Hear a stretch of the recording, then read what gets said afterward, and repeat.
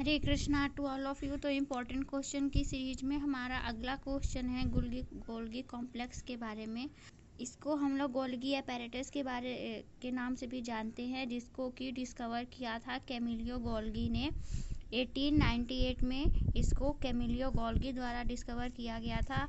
It is a densely stained reticular structure near the nucleus of the cell. तो ये जो है एक डेंसली स्टैंड रेटिकुलर स्ट्रक्चर है जो कि पाया जाता है न्यूक्लियस के पास में ये पाया जाता है। अब हम देखते हैं स्ट्रक्चर गोल्गी अपैरेटस का।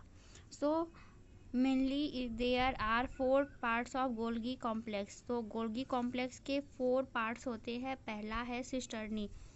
तो सिस्टर्नी कैसा होता है? Cisternae flattened sac like structure stacked on one another, usually 4 to 8 cisternae present in the stack। तो ये जो सिस्टर्नी होता है ये एक सैक लाइक स्ट्रक्चर होता है जो कि एक दूसरे के ऊपर मतलब एक के ऊपर एक ऐसे ऐसे करके प्रेजेंट होता है, एक के ऊपर एक प्रेजेंट होता है और एक स्टैक में यूजुअली 4 to 8 तक। सो हम देख रहे थे कि एक स्टैक में यूजुअली 4 to 8 सिस्टर्नी प्रेजेंट होते हैं। Extensive network and arrange near the nucleus. तो ये इनका एक एक्सटेंसिव नेटवर्क होता है जो कि न्यूक्लियस के पास में प्रेजेंट होता है। साइज इनका जो सिस्टर्नी का साइज होता है वो 0.5 माइक्रोमीटर से 1 माइक्रोमीटर के डायमीटर के बीच में होता है।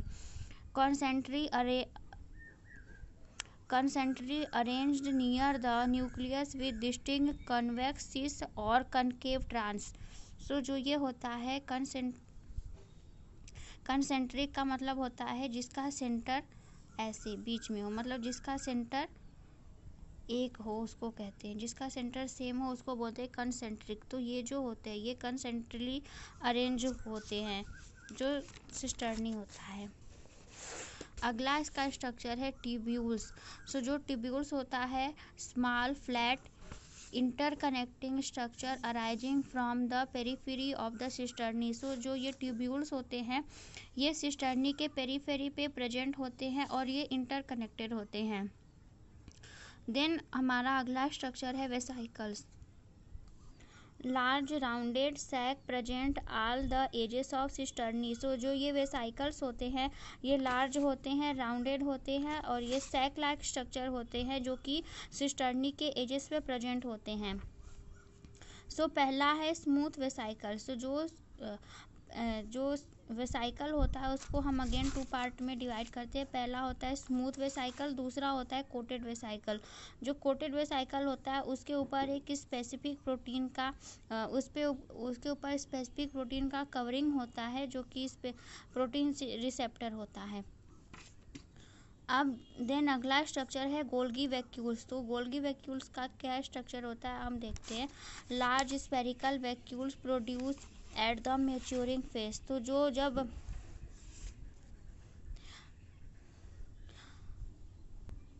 जब मैच्योरिंग फेज होता है तो उसमें लार्ज स्पेरिकल वैक्यूल्स जो होते हैं वो प्रोड्यूस होते हैं। अब इसका जो फंक्शन होता है ये तो जब हम देखते हैं मान लीजिए ये गोल्गी कॉम्प्लेक्स है तो इसमें से बहुत सारे वैक्यूल्स का निर्माण होता है। इसमें मान लीजिए कि इसमें कुछ डाइजेस्टिव एंजाइम्स भरे हुए हैं जो कि लाइसोसोम का काम करते हैं। अब हम देखते हैं function of Golgi body. Golgi body का क्या फंक्शन होता है? Process, package and transport the materials. तो जो गोल्गी कॉम्प्लेक्स होता है वो जो मटेरियल जो एंडोप्लाज्मिक रेटिकुलम से जो भी उसको मटेरियल प्राप्त होता है उसको उसको प्रोसेस करता है, उसको पैकेज करता है और उसको सेल में ट्रांसपोर्ट करता है। या तो एक सेल से दूसरे सेल में ट्रांसपोर्ट करता है या फिर उसी सेल में ट्रांसपोर्ट करता है। और मॉडिफिकेशन ऑफ प्रोटीन, ये इसमें प्रोटीन का मॉडिफिकेशन भी होता है। और लास्ट है फॉर्मेशन ऑफ प्लाज्मा मेम्ब्रेन। तो इस टर्म को बोलते हैं मेम्ब्रेन बायोजेनेसिस। तो इसका लास्ट फंक्शन है फॉर्मेशन ऑफ प्लाज्मा मेम्ब्रेन। ये जो होता है प्लाज्मा मेम्ब्रेन के बनने में भी मदद करता है। ये प्लाज्मा मेम्ब्रेन के बनने में कैसे मदद करता है, क्योंकि हम देख चुके हैं कि ये प्रोटीन का मॉडिफिकेशन करता है। तो जहाँ पर भी सेल वॉल रप्चर होता है तो ये जो यहाँ पे प्रोटीन नीडेड होता है उसको भेजकर यहाँ पे इसको ठीक करवाता है, जिसकी वजह से इसका प्लाज्मा मेम्ब्रेन के फॉर्मेशन में भी इसका रोल है। Okay, thank you. तो कैसा लगा आपको ये वीडियो, प्लीज़ कमेंट करके ज़रूर बताइएगा। And please like, share and subscribe my channel. Hare Krishna. Keep studying, keep smiling.